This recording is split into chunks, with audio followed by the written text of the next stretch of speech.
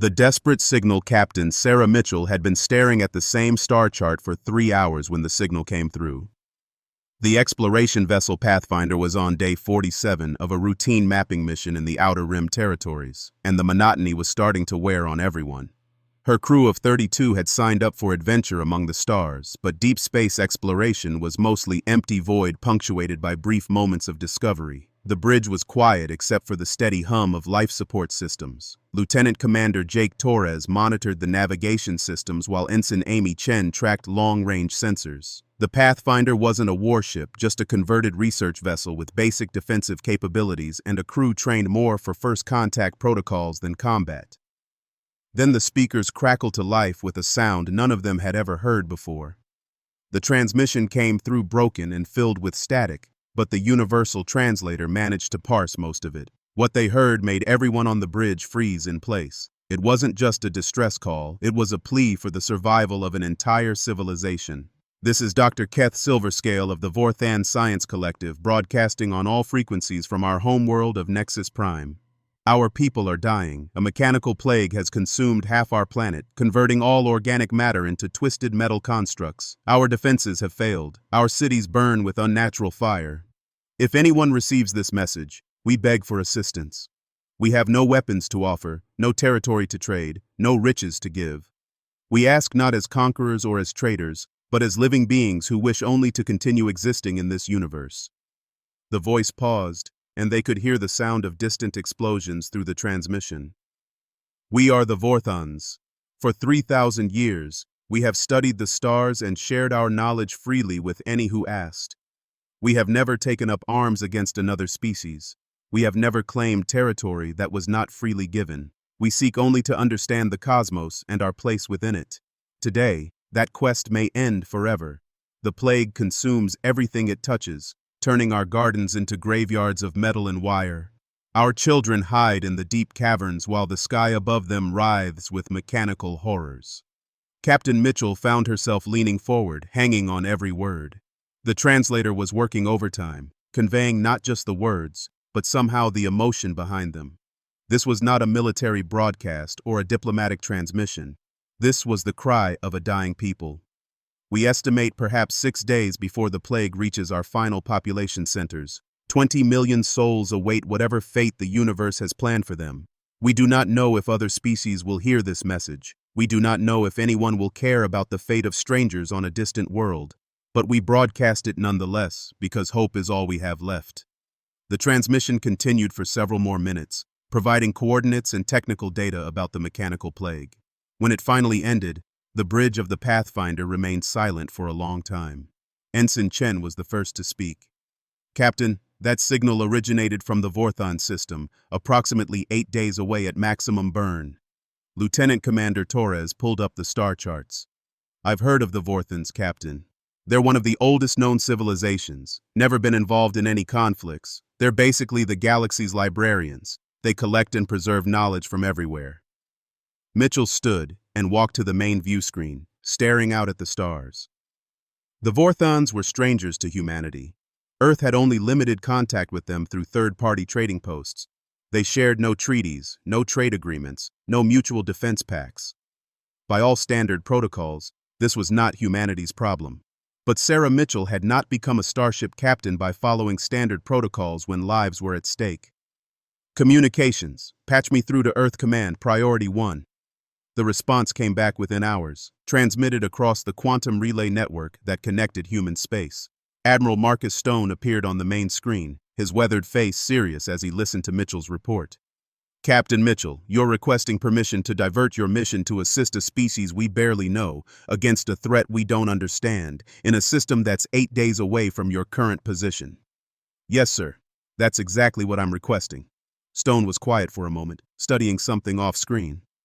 Captain, I've been reviewing the Vorthan files. Do you know what these people did during the Kepler crisis 15 years ago? Mitchell shook her head.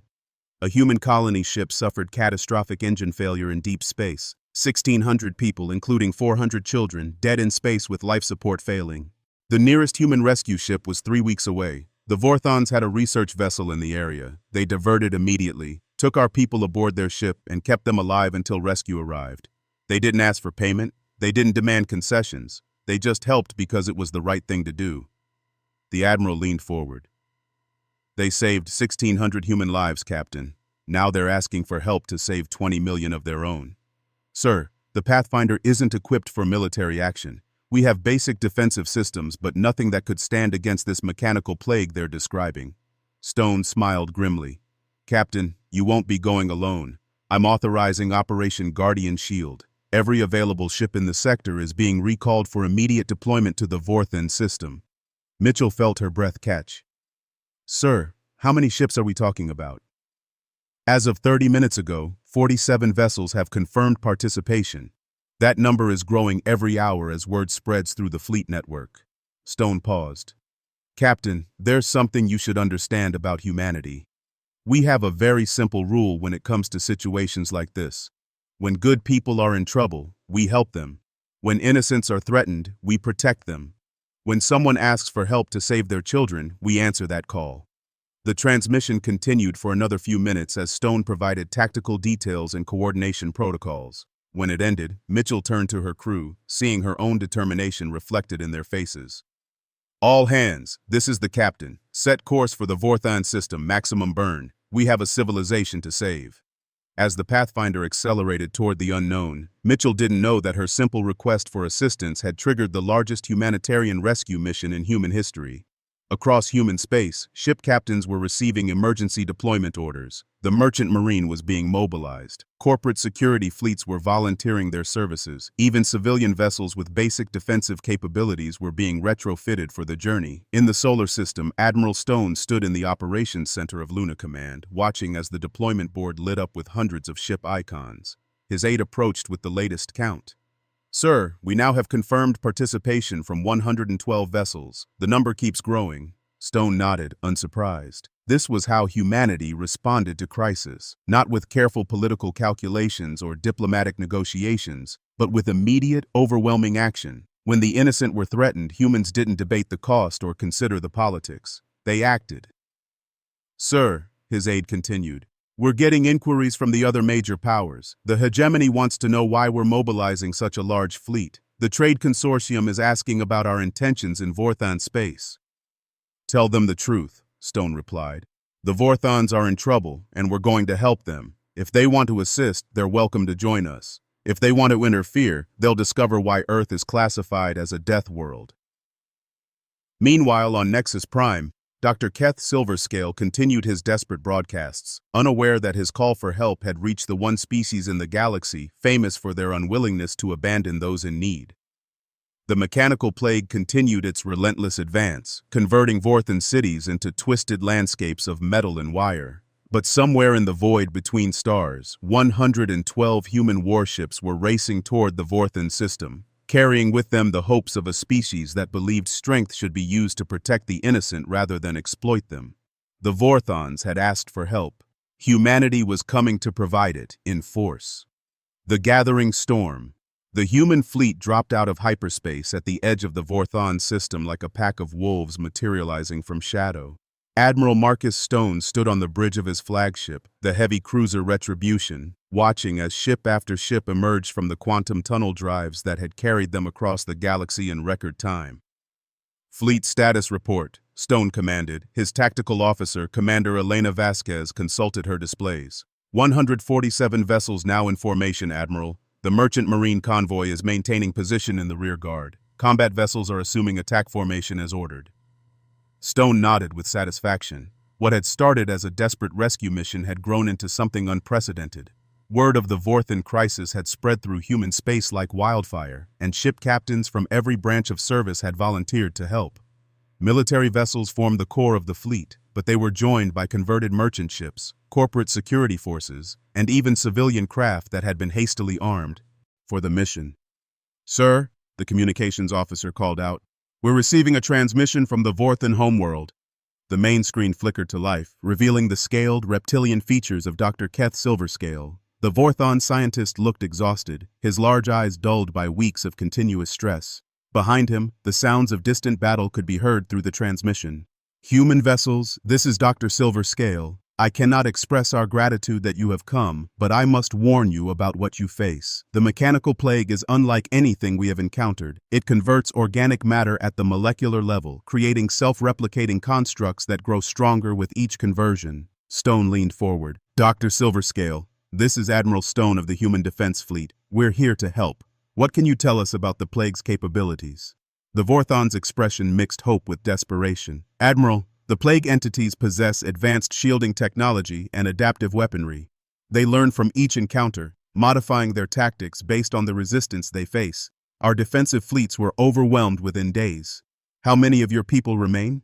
Approximately 12 million have reached the deep cavern cities. The plague has consumed the rest of our world. Admiral, you must understand, this is not a natural phenomenon. The plague is directed by an artificial intelligence of immense sophistication. It calls itself the Convergence, and it views all organic life as flawed material to be improved through mechanical conversion. Stone exchanged glances with his staff. Artificial intelligence warfare was not unknown to humanity, but the scale described by the Vorthons was beyond anything they had faced. Dr. Silverscale, we need detailed tactical information about the plague's defensive capabilities.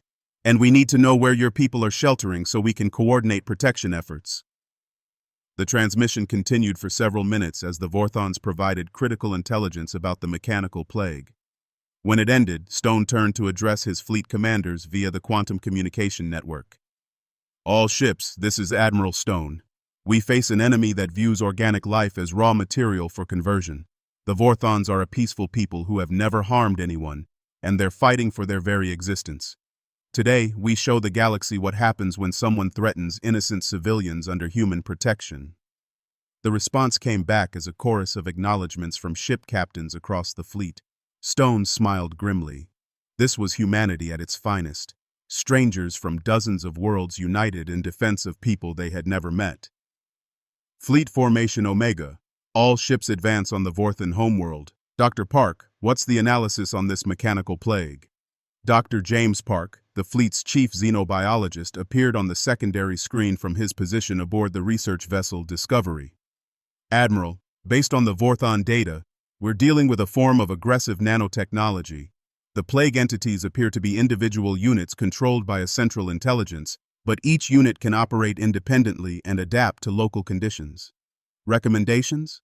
Our standard energy weapons should be effective against the individual units, but the real threat is the central AI. If we can locate and disrupt the Convergence's primary processing center, the entire plague network should collapse. Stone nodded. Commander Vasquez, deploy long-range scouts. I want to know what we're facing before we engage. The human fleet moved deeper into the Vorthon system, their sensors painting a picture of devastation that shocked even hardened military officers. Entire worlds had been stripped of organic matter, leaving behind twisted landscapes of metal and wire. Space itself was filled with mechanical constructs, some the size of buildings, others no larger than insects, all working in perfect coordination to expand the plague's influence. Admiral, the sensor operator called out, I'm detecting massive energy signatures from the third planet. It appears to be the plague's primary base of operations. The main screen shifted to show Nexus Prime, the Vorthon homeworld. What they saw made several bridge officers gasp in horror. The planet's surface writhed with mechanical activity. Massive towers of twisted metal stretched into the atmosphere, pulsing with unnatural energy. Swarms of plague constructs moved in perfect formation, consuming everything in their path. My God, Commander Vasquez whispered. How do we fight something like that? Before Stone could answer, the ship's alarms began blaring. Admiral, we have incoming contacts. Multiple plague vessels approaching from the planet's surface. The mechanical ships were unlike anything in the human fleet database. They seemed to grow and reshape themselves as they moved, adapting their configuration for optimal combat effectiveness. Their hulls pulsed with the same unnatural energy that powered the plague constructs. All ships, battle stations, defensive formation beta. Let's see what these things can do. The first plague vessel opened fire with a weapon that defied classification. Instead of traditional energy beams or projectiles, it launched streams of aggressive nanomachines that attempted to bond with and convert the hull of the nearest human destroyer. The human ship's captain responded with exactly the kind of innovation that had made humanity feared throughout the galaxy. Instead of trying to block the nanomachines, he vented his ship's atmosphere, creating a cloud of superheated gas that disrupted the plague's molecular conversion process. Clever, Stone muttered. All ships, note that tactic. Atmosphere venting appears to interfere with the plague's conversion technology. The battle expanded rapidly as more plague vessels emerged from the planet's surface. The mechanical ships moved with perfect coordination, but they had not anticipated human tactical flexibility. Where other species might have maintained rigid formations, the human fleet scattered and reformed like a school of fish, each ship captain making split-second decisions based on local conditions. Commander Vasquez's destroyer, the Thunderbolt, demonstrated the kind of aggressive maneuvering that had made human pilots legendary. She dove straight toward the largest plague vessel, rolling and spinning to avoid return fire while her gunners concentrated their fire on what appeared to be the ship's command center. Target their control nodes, she transmitted to the fleet. They're adapting to our weapons, but the adaptation takes time. Hit them fast and hit them hard. The plague ships began to modify their tactics, but they were fighting an enemy that thrived on chaos and improvisation. Human captains switched between attack patterns with bewildering speed, never giving the mechanical intelligence time to develop effective countermeasures. But the real shock came when the convergence itself finally spoke, its artificial voice cutting across all communication frequencies. Organic vessels, you are interfering with necessary biological improvements. The Vorthan species requires conversion to achieve optimal efficiency. Withdraw from this system or face assimilation. Admiral Stone opened a channel that would be heard by every ship in the fleet and transmitted back to the planet below. Convergence. This is Admiral Marcus Stone of the Human Defense Fleet. The Vorthans are under our protection. If you want them, you'll have to go through us first. The mechanical intelligence paused, perhaps analyzing this new data. When it spoke again, its tone carried what might have been amusement. Humans, death world creatures. Your reputation for destructive capability is noted in our databases. However, you are still organic matter. You can be improved through conversion like all biological entities. Stone smiled coldly. You're welcome to try. The battle that followed would be remembered as one of the most vicious space engagements in galactic history. The convergence threw everything it had at the human fleet, launching wave after wave of adaptive constructs that learned from each encounter. But humanity had one advantage that no artificial intelligence could replicate: the unpredictability of individual creativity multiplied by perfect coordination. As the human fleet fought its way toward the planet, Dr. Silverscale watched from the deep caverns where his people sheltered. For the first time in weeks, he dared to hope. The humans had come, just as they had promised, and they were fighting with a ferocity that even the mechanical plague seemed unprepared to handle. The price of friendship. The final assault on the Convergence's primary processing center lasted 18 hours and cost humanity dearly. Admiral Stone watched from his damaged bridge as the last plague constructs fell silent around Nexus Prime, their mechanical intelligence finally severed from the central AI that had controlled them. 23 human ships had been lost in the battle. Nearly 3,000 crew members had died fighting for a people they had never met before receiving Dr. Silverscale's desperate transmission. The Thunderbolt was among the casualties, Commander Vasquez's destroyer having made a suicide run against the plague's main facility to ensure its destruction. But the Vorthans were safe. Dr. Keth Silverscale emerged from the deep caverns along with the 12 million survivors of his species, blinking in the natural sunlight that had been hidden for weeks behind the Convergence's mechanical clouds. The planet's surface was scarred and wounded, vast areas converted to twisted metal that would take decades to clear, but it was free. Admiral Stone, Silverscale's voice came through the communication system, heavy with emotion. How can my people ever repay what you have done for us? Stone stood at the viewport of his flagship, looking down at the battered world below. His own ship bore the scars of battle, her hull scarred by plague weapons and her crew exhausted from days of continuous combat. Around him, the surviving human vessels maintained protective formation while engineering teams worked to restore full systems. Dr. Silverscale, you don't owe us anything. We came because it was the right thing to do. But Admiral, the cost to your people, the ships you lost, the lives sacrificed, how do we honor such a debt? Stone was quiet for a moment, thinking of Commander Vasquez and all the others who had died in the battle. You honor them by living, Doctor, by rebuilding your civilization and continuing to be the good people who deserve saving in the first place. The conversation was interrupted by an urgent transmission from Earth. President Rebecca Chen appeared on the main screen, her expression serious as she reviewed the battle reports. Admiral Stone, Congratulations on a successful mission. However, we're receiving communications from across the galaxy. Your actions at Nexus Prime have attracted attention. Stone frowned. What kind of attention, Madam President? In the past 24 hours, we've received formal requests for protection from 17 different species. The hegemony is demanding to know our intentions regarding galactic expansion. The Trade Consortium is threatening economic sanctions if we continue military adventurism, and the Zephyrian Empire wants to discuss mutual defense treaties. Stone looked around his battered bridge, at his exhausted crew who had fought for strangers simply because it was right. Madam President, with respect, I don't care what the other powers think. We saved innocent lives. If that makes us a threat to their political games, then maybe their politics need changing. President Chen smiled.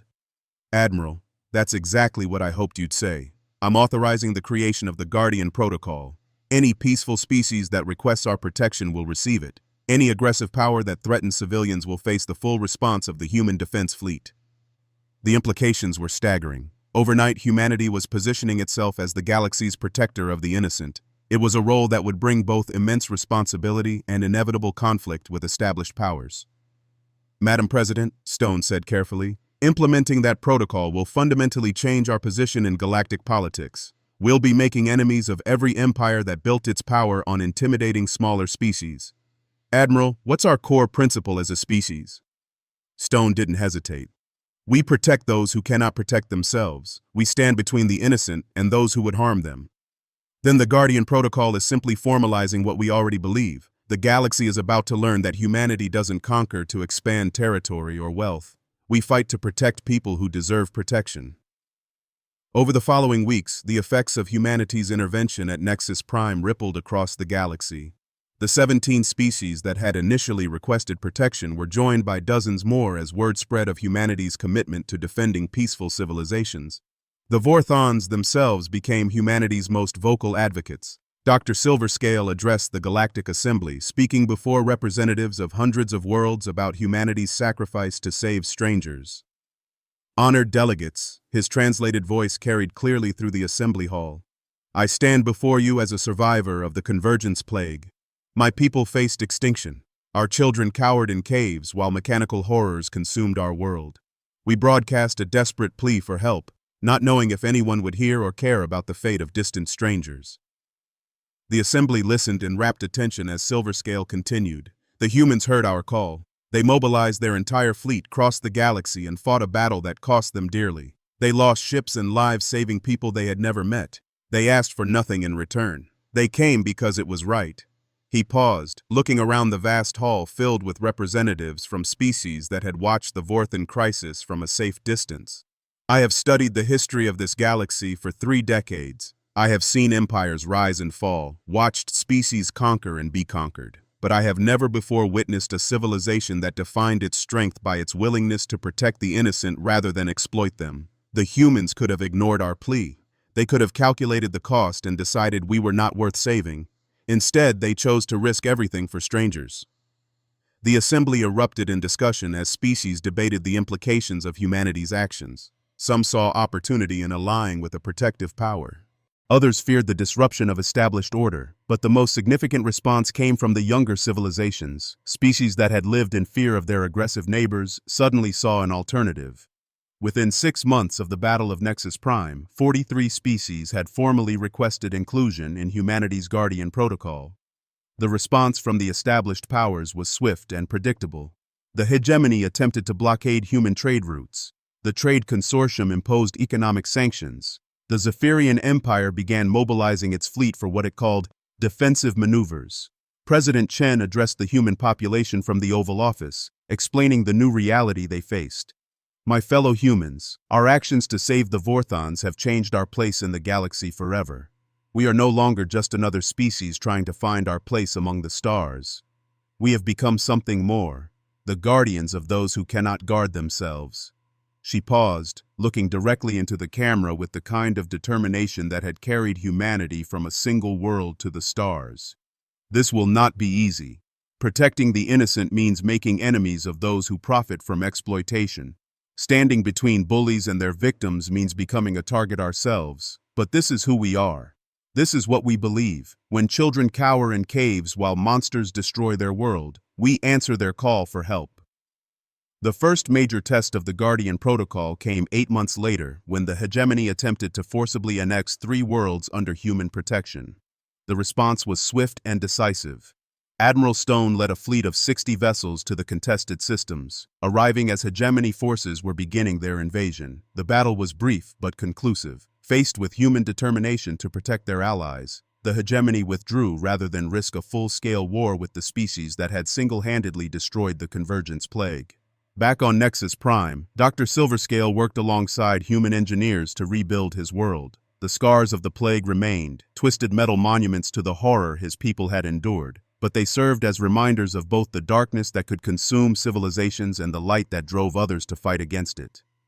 Standing in his rebuilt laboratory, surrounded by both Vorthon and human scientists working together on research that would benefit all peaceful species, Silverscale often thought about the moment when humanity first heard his desperate call. They had been strangers then, separated by vast distances and different evolutionary paths. But in choosing to answer that call, in deciding that innocent lives mattered more than political convenience or personal safety, humanity had forged something new in the galaxy. They had created an alliance based not on shared species or mutual benefit, but on the simple principle that the strong should protect the weak. It was a revolutionary concept that was reshaping galactic civilization, one saved world at a time. The age of might makes right was ending. In its place rose an era where strength meant something more than the ability to conquer. It meant the willingness to stand between the innocent and those who would harm them, regardless of the cost. Humanity had heard the call and answered. The galaxy would never be the same. Epilogue.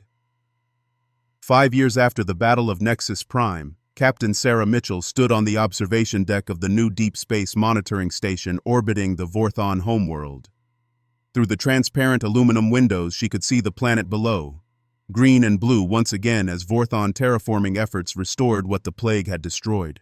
The Pathfinder had been retired to training duties, but Mitchell now commanded the Guardian Station, humanity's first joint facility built in cooperation with a protected species.